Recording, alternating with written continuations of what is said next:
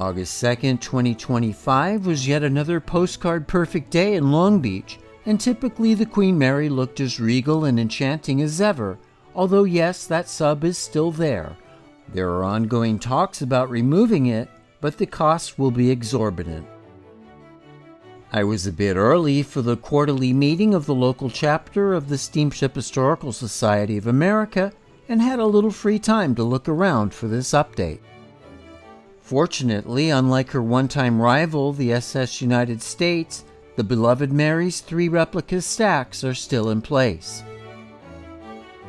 And speaking of those stacks, funnel number 3 is getting a much-needed redo of its paint job, which peeled off shortly after being applied last year. There were still traces of its gray primer undercoating as work was still underway during my visit. The price tag for painting just this one funnel is reportedly $400,000. The city of Long Beach has turned out to be an excellent steward for the ship and is paying off as her 2024 earnings were projected to generate $3.6 million in profits.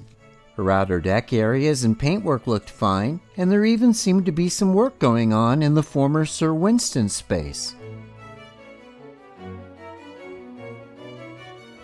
I love the in-progress shuffleboard courts on her teak foredecks, and her forecastle area is quite popular, and once again, the ultimate spot for selfies.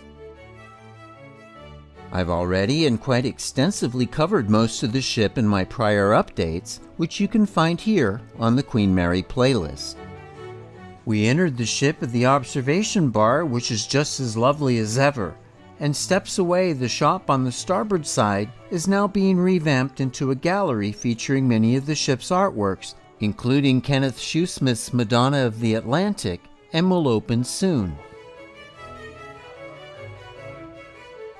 In the model gallery on the forward starboard promenade, new seating alcoves have been added, making it an ideal place to take in the views with a refreshing beverage, especially when there's a wait to be seated at the adjacent Promenade Cafe.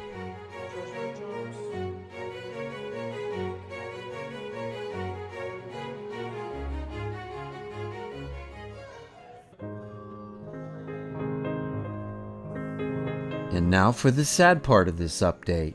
In the main hall's Commodore's office, there's a floral memorial to Everette Hoard, the Queen Mary's beloved honorary Commodore, who passed away in July. Everett dedicated his life to the ship and regaled countless visitors with his encyclopedic knowledge of and adulation for the Queen Mary. On August 23rd, a celebration of Everett's life will be held in the Queen's Lounge at 1 p.m. Please visit the Queen Mary website to RSVP.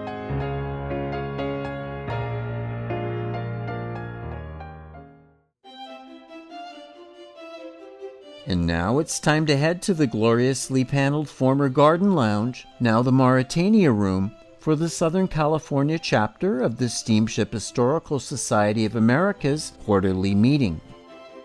But first, can we just pause to admire the Clydebank craftsmanship of its Marketry panel centerpiece? And this was one of the ship's third-class spaces. I've been a member of the SSHSA since I was about 12 years old. If you love ships, especially ocean liners, you should consider joining. You get the quarterly magazine Power Ships, which is filled with articles about all types of ships, old and new. Their research library is a tremendous resource for information and images, and there are local chapters throughout the country like ours, where we have quarterly meetings on the Mary.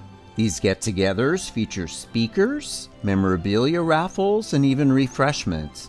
And let's face it, with so many ships leaving us, we need to get together to preserve their history. Our meeting began with tributes to Everett from chapter members Miriam Krawchuk and writer and ship historian Sean Day. Everett was a friend of mine for a really long time. Our featured speaker Jim Shuttleworth is an expert on local shipping and provided a fascinating talk about the largely forgotten Pacific Coast Steamship Company, which linked Alaska, Canada, the U.S. West Coast, and Mexico before the airplane and automobile. And once again, these meetings are included in the Southern California chapter membership. That's 4 visits to the Queen Mary for a fraction of the regular admission price.